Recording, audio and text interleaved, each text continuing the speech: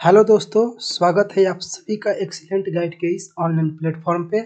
यहाँ हम SSC GD, Agniveer, police constable और अन्य एक दिवसीय एग्जाम के लिए जीके जीएस को पढ़ेंगे। तो दोस्तों, ये हमारी टॉप 30 सीरीज चल रही है जिसमें 30 प्रश्न होंगे जो आपके एग्जाम के लिए महत्वपूर्ण है। तो फिर आज की क्लास को शुरू करते हैं। आप सभी लोग जुड़े रहिए। तो दोस्तों, पहला क्वेश्चन हमारे स्क्रीन पे आ चुका है। हर्यक वंश के किस शासक को कुनिक कहा जाता था? Option A Bimbisara, option B Udayan, option C Ajatashatru और ऑप्शन डी है इनमें से कोई नहीं। तो यहाँ पे आपका राइट आंसर कौन सा हो जाएगा? हर्यक वंश के किस शासक को कुनिक कहा जाता था? बिंबिसार को, उदयन को, अजातशत्रु को या फिर इनमें से कोई नहीं। तो यहाँ पे राइट आंसर आपका कौन सा हो जाएगा? तो दोस्तों, यहाँ पे आपका राइट आंसर अजातशत्रु हो जाएगा। ऑप्शन सी, ऑप्शन जी है आपका करेक्ट हो जाएगा। यदि आपसे हर्यक वंश के संस्थापक पूछा जाए, हर्यक वंश के संस्थापक, तो हर्यक वंश के संस्थापक दोस्तों बिंबिसार थे। बिंबिसार, तो बिंबिसार आपके हर्यक वंश के संस्थापक थे और अजातशत्रु को हर्यक वंश में कुनिक कहा गया है। इस बात को ध्यान रखिएगा। चलिए फिर नेक्स्ट क्वेश्चन देखते हैं। तो प्रश्न संख्या 2 हमारे सामने है। गंधार महाजनपद की राजधानी कहाँ थी? Option A Taxila, option B Vaishali, option B है कौशाम्बी और ऑप्शन सी मथुरा और ऑप्शन डी है चंपा। तो यहाँ पे आपका राइट आंसर कौन सा हो जाएगा? गंधार महाजनपद की राजधानी कहाँ थी? कौन सा होगा राइट आंसर? तो दोस्तों, यहाँ पे आपका ऑप्शन नंबर ए हो जाएगा करेक्ट। तक्षशिला आपका राइट आंसर हो जाएगा और चंपा जो था वो अंग की राजधानी थी। 16 महाजनपद में प्रमुख महाजनपद अंग था और अंग की जो राजधानी थी वो चंपा थी। तो ये क्लियर हो गया। चलिए फिर अगले प्रश्न को देखते हैं। तो प्रश्न संख्या 3 हमारे सामने है। पाटलिपुत्र को किसने बसाया? ऑप्शन ए सम्राट Ashok, option B Udayan, option C Samudragupta और ऑप्शन डी काला अशोक। तो बताइए इनमें से कौन सा होगा राइट आंसर? पाटलिपुत्र को किसने बसाया? तो दोस्तों, यहाँ पे आपका राइट आंसर ऑप्शन बी होगा उदयन। उदयन, उदयन जो था हर्यक वंश का शासक था। हर्यक वंश का, हर्यक वंश से संबंधित हर्यक वंश का तीसरा शासक था। इस बात को ध्यान रखिएगा। चलिए फिर आगे बढ़ते हैं। तो प्रश्न संख्या 4 हमारे सामने है। सिकंदर की मृत्यु किस स्थान पर हुई थी? Option A Taxila, option B फारस, ऑप्शन सी बेबीलोन और ऑप्शन डी है मगध। तो बताइए इनमें से कौन सा हो जाएगा राइट आंसर? सिकंदर जो महान था उसकी मृत्यु कहाँ पर हुई थी? कौन सा होगा दोस्तों? तो देखिए यहाँ पे आपका ऑप्शन सी हो जाएगा करेक्ट। बेबीलोन जो है वहीं पे सिकंदर की मृत्यु हुई थी। तो फिर अगले प्रश्न को देखते हैं। तो प्रश्न संख्या 5 हमारे सामने है। नंद वंश का संस्थापक कौन था? Option A Mahapadma Nanda, option B Kalashoka, option C Ghanananda और ऑप्शन डी है उदयन। तो यहाँ पे कौन सा हो जाएगा राइट आंसर? नंद वंश का संस्थापक कौन था? कौन सा होगा दोस्तों? तो देखिए नंद वंश का संस्थापक जो था वो महापद्म नंद था। कौन था? महापद्म नंद। और ये जो घनानंद है ये नंद वंश का अंतिम शासक था। यदि पूछा जाए नंद वंश का अंतिम शासक घनानंद, ये कई बार पूछ लिया गया है एग्जाम में, इसको ध्यान रखिएगा। तो नंद वंश का अंतिम शासक घनानंद और यदि संस्थापक पूछा जाए तो आपका महापद्म नंद राइट हो जाएगा। चलिए फिर नेक्स्ट क्वेश्चन देखते हैं। प्रश्न संख्या 6, एशिया की रोशनी किसे कहा जाता है? ऑप्शन ए महात्मा गांधी को, ऑप्शन बी अकबर को, ऑप्शन सी समुद्रगुप्त को और ऑप्शन डी है गौतम बुद्ध को। तो दोस्तों यहाँ पे कौन सा होगा राइट आंसर? 4 ऑप्शन दिए गए हैं। और प्रश्न है कि एशिया की रोशनी, लाइट ऑफ एशिया किसे कहा जाता है? कौन सा होगा दोस्तों? तो दोस्तों यहाँ पे आपका राइट आंसर ऑप्शन डी होगा, गौतम बुद्ध। गौतम बुद्ध को एशिया की रोशनी कहा जाता है। और गौतम बुद्ध के विषय में हम जाने तो इनका जन्म लुम्बिनी में हुआ था, ज्ञान की प्राप्ति बोध गया में, मृत्यु जो हुआ था वो कुशीनगर में हुआ था, और प्रथम उपदेश सारनाथ में दिए थे, और जो सबसे अधिक प्रवचन पूछा जाए तो वो श्रावस्ती में दिए थे। अपने जीवन का 25 वर्ष उन्होंने श्रावस्ती में ही बिताया था। इस बात को भी ध्यान रखिएगा। तो फिर नेक्स्ट क्वेश्चन देखते हैं, यहाँ तक तो क्लियर हो गया होगा। तो प्रश्न संख्या 7, जैन परंपरा के अनुसार महावीर कौन से तीर्थंकर थे? ऑप्शन ए पहला, ऑप्शन बी 8वां, ऑप्शन सी 18वां, ऑप्शन डी है 24वां। तो यहाँ पे 4 ऑप्शन दिए गए हैं और पूछा गया है कि जैन परंपरा के अनुसार महावीर कौन से तीर्थंकर थे। तो कौन सा हो जाएगा राइट आंसर? यहाँ पे आपका कौन सा होगा राइट आंसर? महावीर कौन से तीर्थंकर थे? तो दोस्तों ध्यान रखिएगा, आपका ऑप्शन डी थे 24वां जो होगा ऑप्शन डी, यही होगा सही आंसर। तो महावीर 24वें तीर्थंकर थे जैन धर्म में। चलिए फिर अगला क्वेश्चन देखते हैं। तो प्रश्न संख्या 8 हमारे सामने आ चुका है। चतुर्थ बौद्ध संगीति का, यहाँ पे संगीति होगा, संगीति का आयोजन कहाँ हुआ था? Option A Vaishali, option B Pataliputra, option C Kaushambi और ऑप्शन डी कश्मीर। तो कौन सा होगा राइट आंसर दोस्तों? चतुर्थ बौद्ध संगीति का जो आयोजन हुआ था वो कहाँ हुआ था? देखिए हमारे बौद्ध धर्म में 4 बौद्ध संगीतियों का उल्लेख मिलता है। तो इसमें टोटल 4 हुए थे, तो चौथा बौद्ध संगीति का आयोजन कहाँ हुआ था आपको बताना है। तो दोस्तों इसका राइट आंसर आपका कश्मीर हो जाएगा। कश्मीर। शासक यानी राजा पूछा जाए इस समय तो कनिष्क थे, कनिष्क। और आपका कश्मीर, कश्मीर में भी कुंडलवन, कुंडल, कश्मीर में भी कुंडलवन स्थान पर, कुंडलवन स्थान। अध्यक्ष पूछा जाए, अध्यक्ष तो याद रखिएगा वसुमित्र, वसुमित्र। और उपाध्यक्ष पूछा जाए, उपाध्यक्ष तो उपाध्यक्ष भी ध्यान रखिएगा अश्वघोष, अश्वघोष। तो चतुर्थ बौद्ध संगीति समझ गए। चलिए फिर अगला प्रश्न देखते हैं। तो प्रश्न संख्या 9, बोध गया किस राज्य में स्थित है? Option A Paschim Bangal, option B Bihar, option C Uttar Pradesh और ऑप्शन डी है झारखंड। तो दोस्तों बोध गया किस राज्य में स्थित है? बोध गया किस लिए फेमस है? यहाँ पे भगवान बुद्ध को ज्ञान की प्राप्ति हुई थी बोध गया में ही।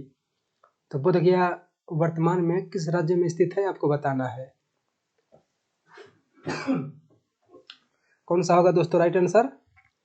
तो देखिए बोध गया वर्तमान में बिहार राज्य में स्थित है, बिहार। यहाँ पे बिहार आपका राइट आंसर हो जाएगा। चलिए फिर प्रश्न संख्या 10 को समझते हैं। तो प्रश्न संख्या 10 हमारे सामने है। आजीवक संप्रदाय के संस्थापक कौन थे? Option A Makkhali Gosala, option B Brahmadatta, option C Upali और ऑप्शन डी है अजितनाथ। तो ये 4 ऑप्शन दिए गए हैं और पूछा गया है आजीवक संप्रदाय के संस्थापक। तो इनमें से कौन सा हो जाएगा राइट आंसर बताइए आप लोग जल्दी जल्दी, कौन सा होगा? तो देखिए दोस्तों आजीवक संप्रदाय के संस्थापक मखली गोसाल थे, मखली गोसाल। तो यहाँ पे राइट आंसर आपका मखली गोसाल हो जाएगा। चलिए फिर नेक्स्ट क्वेश्चन देखते हैं। तो प्रश्न संख्या 11, इनमें से प्राचीनतम राजवंश कौन सा है? Option A Kushan, option B Maurya, option C Kanva और ऑप्शन डी है गुप्त। तो ये 4 राजवंश दिए गए हैं और इनमें से कौन सबसे प्राचीन है आपको बताना है। कौन सा हो जाएगा राइट आंसर? तो दोस्तों देखिए यहाँ पे आपका सबसे जो प्राचीन राजवंश है वो मौर्य है। मौर्य के बाद ही जो आपका कुषाण है, कण्व है, गुप्त है, ये सब आए थे। तो यहाँ पे राइट आंसर आपका मौर्य हो जाएगा। चलिए फिर आगे बढ़ते हैं। तो प्रश्न संख्या 12, कोटोपेक्सी ज्वालामुखी किस देश में स्थित है? Option A Japan, option B Italy, option C Ecuador और ऑप्शन डी है वेनेजुएला। तो यहाँ पे कौन सा होगा राइट आंसर? जो कोटोपेक्सी ज्वालामुखी है वो किस देश में स्थित है? कौन सा होगा चारों में से? तो दोस्तों जो कोटोपेक्सी है वो इक्वाडोर में स्थित है, इस बात को ध्यान रखिएगा। चलिए फिर नेक्स्ट प्रश्न देखते हैं। तो प्रश्न संख्या 13 हमारे सामने है, किलिमंजारो ज्वालामुखी किस देश में स्थित है? Option A Tanzania, option B Angola, option C है भारत और ऑप्शन डी है जापान। तो यहाँ पे कौन सा हो जाएगा राइट आंसर? किलिमंजारो ज्वालामुखी किस देश में स्थित है? किलिमंजारो अपने आप में एक पर्वत भी है और इस पर ज्वालामुखी भी है, तो किलिमंजारो ज्वालामुखी आपको बताना है कौन सा होगा राइट आंसर। तो दोस्तों यहाँ पे आपका ऑप्शन ए जो होगा तंजानिया वो राइट हो जाएगा। तंजानिया आपका राइट आंसर हो जाएगा। चलिए फिर नेक्स्ट क्वेश्चन देखते हैं। तो प्रश्न संख्या 14 हमारे स्क्रीन पे आ चुका है। 10,000 धुआओं की घाटी कहाँ पाई जाती है? ऑप्शन ए अंटार्कटिका में, ऑप्शन बी ऑस्ट्रेलिया में, ऑप्शन सी अलास्का में और ऑप्शन डी है अफ्रीका में। तो यहाँ पे कौन सा होगा राइट आंसर? 10,000 धुआओं की घाटी कहाँ पाई जाती है? दोस्तों ये वाला क्वेश्चन कई बार एग्जाम में पूछ लिया गया है, तो बताइए आपको याद है तो 10,000 धुआओं की घाटी कहाँ पाई जाती है? तो इसका राइट आंसर आपका अलास्का हो जाएगा। अलास्का में 10,000 धुआओं की घाटी पाई जाती है। तो यहाँ तक क्लियर। चलिए फिर नेक्स्ट क्वेश्चन देखते हैं। प्रश्न संख्या 15, एंडीज पर्वत श्रेणी किस महाद्वीप में स्थित है? ऑप्शन ए यूरोप में, ऑप्शन बी ऑस्ट्रेलिया में, ऑप्शन सी एशिया में और ऑप्शन डी दक्षिण अमेरिका में। तो ये 4 महाद्वीप दिए गए हैं और एंडीज पर्वत जो श्रेणी है वो किस महाद्वीप में स्थित है आपको बताना है। तो यहाँ पे सही उत्तर कौन सा होगा? तो दोस्तों यहाँ पे आपका जो एंडीज पर्वत श्रेणी है ये दक्षिण अमेरिका में स्थित है। दक्षिण अमेरिका में, और यह विश्व की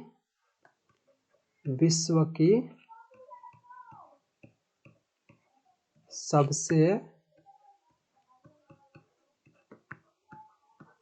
लंबी पर्वत श्रेणी है। विश्व की सबसे लंबी पर्वत श्रेणी, इस बात को ध्यान रखिएगा। और दूसरी पूछ लिया जाए, दूसरी सर्वाधिक लंबी पूरे विश्व में, तो वो है रॉकीज।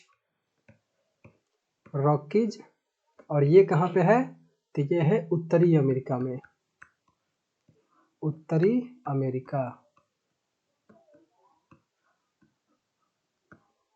अमेरिका में। क्लियर? ओके।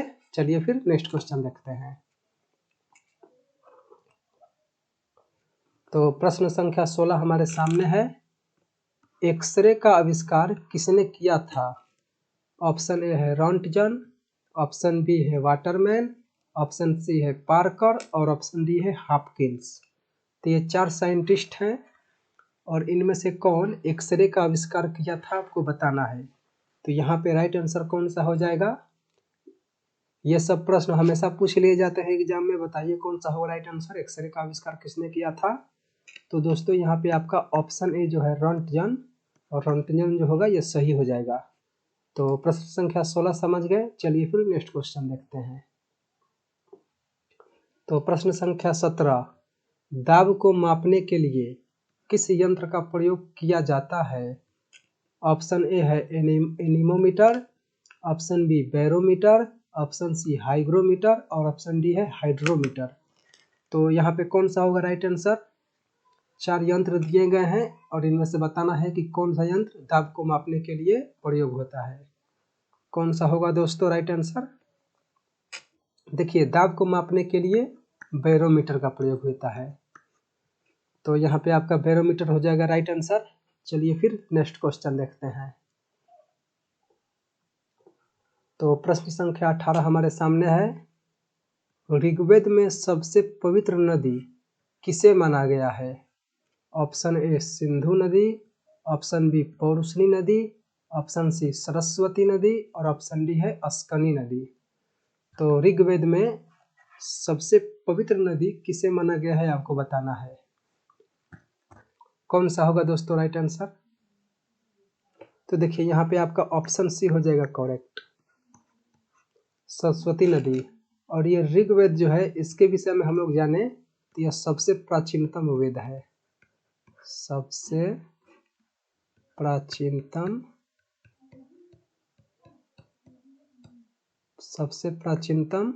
वेद।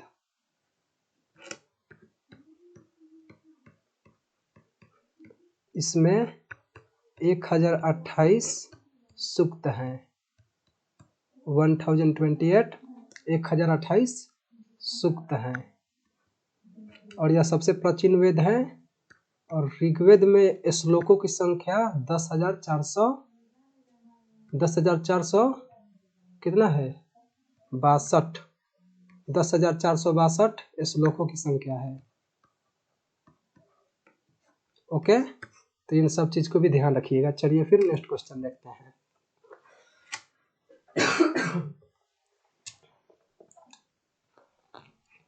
तो प्रश्न संख्या 19, महावीर की माता कौन थी? Option A Yashodhara, option B Trishala, option B Devanandi और ऑप्शन डी है अनुजिया। तो इनमें से कौन सा होगा राइट आंसर? महावीर की माता कौन थी? तो दोस्तों यहाँ पे राइट आंसर आपका त्रिशला हो जाएगा। महावीर की माता का नाम त्रिशला था। चलिए फिर नेक्स्ट क्वेश्चन देखते हैं। प्रश्न संख्या 20, भगवान महावीर के प्रथम शिष्य कौन थे? ऑप्शन ए युसुद, option B Upali, option C Jamali और ऑप्शन डी है आनंद। तो भगवान महावीर जो थे उनका प्रथम शिष्य कौन था आपको बताना है, कौन सा हो जाएगा राइट आंसर? भगवान महावीर के प्रथम शिष्य कौन थे? तो दोस्तों आपका ऑप्शन सी जमाली, जमाली हो जाएगा राइट आंसर। चलिए फिर नेक्स्ट क्वेश्चन देखते हैं। तो प्रश्न संख्या 21, मौर्य साम्राज्य की स्थापना किसने की थी? ऑप्शन ए अशोक ने, ऑप्शन बी बिंदुसार ने, ऑप्शन सी कनिष्क ने और ऑप्शन डी चंद्रगुप्त ने। तो यहाँ पे बताइए कौन सा होगा राइट आंसर? मौर्य साम्राज्य की स्थापना किसने की थी? दोस्तों आप सभी जानते होंगे भारत का सबसे बड़ा साम्राज्य जो था वो मौर्य साम्राज्य ही था। तो इसकी स्थापना किसने की थी बताना है, बताइए दोस्तों। तो देखिए यहाँ पे आपका ऑप्शन नंबर डी होगा चंद्रगुप्त मौर्य। चंद्रगुप्त ने मौर्य साम्राज्य की स्थापना की थी। तो प्रश्न संख्या 22, मुद्रा राक्षस के लेखक कौन हैं? Option A Vishakhadatta, option B अश्वघोष, ऑप्शन सी विश्वामित्र और ऑप्शन डी है कलहन। तो मुद्रा राक्षस पुस्तक के लेखक कौन है, कौन सा होगा यहाँ पे राइट आंसर? तो यहाँ पे ध्यान दीजिएगा, ऑप्शन ए जो होगा करेक्ट हो जाएगा, विशाखदत्त ने मुद्रा राक्षस पुस्तक लिखा था। तो फिर नेक्स्ट क्वेश्चन को देखते हैं। तो प्रश्न संख्या 23, मेघास्तनी की पुस्तक का क्या नाम है? ऑप्शन ए अर्थशास्त्र, ऑप्शन बी पुराण, ऑप्शन सी इंडिका और ऑप्शन डी इनमें से कोई नहीं। तो जो मेगास्थनीज की पुस्तक है उसका क्या नाम है आपको बताना है, कौन सा होगा राइट आंसर? कौन सा होगा दोस्तों?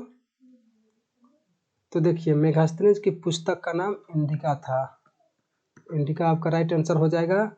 और मेगास्थनी चंद्रगुप्त मौर्य के दरबार में राजदूत के रूप में आया था और यह सेल्यूकस निकेटर का राजदूत था, यूनानी राजदूत था। यदि अर्थशास्त्र की बात की जाए तो इसके लेखक जो थे वो कौटिल्य थे, कौटिल्य। चलिए फिर नेक्स्ट क्वेश्चन देखते हैं। प्रश्न संख्या 24, रावी नदी को वेद में किस नाम से जाना जाता है? ऑप्शन ए वितिस्ता नदी, ऑप्शन बी अस्किनी नदी, ऑप्शन सी विपाशा नदी और ऑप्शन डी है पौरुषणी नदी। तो यहाँ पे कौन सा हो जाएगा राइट आंसर? रावी नदी को वेद में किस नाम से जाना जाता है? दोस्तों हमारे वेद में नदियों को अलग अलग नाम से जाना गया है, उसी प्रकार आपको बताना है कि जो रावी नदी है उसको वेद में किस नाम से जाना गया है, कौन सा होगा राइट आंसर? तो यहाँ पे आपका ऑप्शन डी जो है पौरुषनी, ये हो जाएगा राइट आंसर आपका। और बिपाशा नदी को व्यास नदी को वेद में बिपाशा नदी कहा गया है, ठीक है। और चिनाब नदी को वेद में अस्कनी नदी कहा गया है।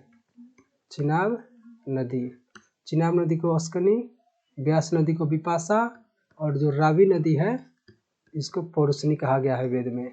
इस प्रकार आपका ऑप्शन डी होगा राइट आंसर। चलिए फिर अगले प्रश्न को समझते हैं। तो प्रश्न संख्या 25, सिंधु नदी की लंबाई भारत में कितनी है? ऑप्शन ए 11 से 14 kilometre, option B 1052 kilometre, option C 916 kilometre, और ऑप्शन डी है 777 किलोमीटर। तो सिंधु नदी की लंबाई भारत में कितनी है? आप जानते हैं कि भारत का भाग कुछ इस प्रकार है। भारत का उत्तरी भाग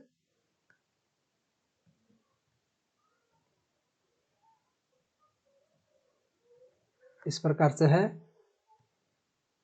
इधर आपका मानसरोवर झील है और यहाँ पे बोखरचू हिमनद स्थित है, यहीं से निकलती है और इस प्रकार जाती है सिंधु नदी। तो आपका यहाँ पे दमचौक है और यहाँ पे चिल्लास है। तो दमचौक से प्रवेश करती है और चिल्लास से निकल जाती है। आपको भारत में कुल लंबाई कितनी है, यानी यहाँ से यहाँ तक, इस प्रकार से इतना लंबाई कितना है आपको बताना है, कौन सा होगा राइट आंसर। तो यहाँ पे आपका ऑप्शन ए जो होगा ये करेक्ट हो जाएगा। 11 से 14 किलोमीटर यही है सिंधु नदी की भारत में लंबाई। चलिए फिर नेक्स्ट क्वेश्चन देखते हैं। तो प्रश्न संख्या 26 हमारे सामने है। नुब्रा नदी नुब्रा घाटी का निर्माण कहाँ करती है? ऑप्शन ए जम्मू में, ऑप्शन बी शिमला में, ऑप्शन सी लद्दाख में, और ऑप्शन डी गिलगित में। तो नुब्रा नदी नुब्रा घाटी का निर्माण इनमें से किस स्थान पर करती है आपको बताना है। यहाँ पे चारों ऑप्शन में से कौन सा होगा राइट आंसर। तो देखिए दोस्तों, नुब्रा नदी नुब्रा घाटी का निर्माण लद्दाख में करती है। ऑप्शन सी हो जाएगा आपका राइट आंसर, लद्दाख। तो फिर अगले प्रश्न को देखते हैं। तो प्रश्न संख्या 27 हमारे सामने है। सिंधु जल विवाद समझौता कब हुआ था? ऑप्शन ए 1959 में, ऑप्शन बी 1960 में, ऑप्शन सी 1961 में, और ऑप्शन डी है 1962 में। तो सिंधु जल विवाद समझौता कब हुआ था आपको बताना है, कौन सा होगा राइट आंसर। यहाँ पे कौन सा होगा दोस्तों? तो देखिए, सिंधु जल विवाद हुआ था 1960 में, ये आपका राइट आंसर हो जाएगा। और यह विश्व बैंक में केस गया था, विश्व बैंक। ओके, इस बात को ध्यान रखिएगा। चलिए फिर नेक्स्ट क्वेश्चन देखते हैं।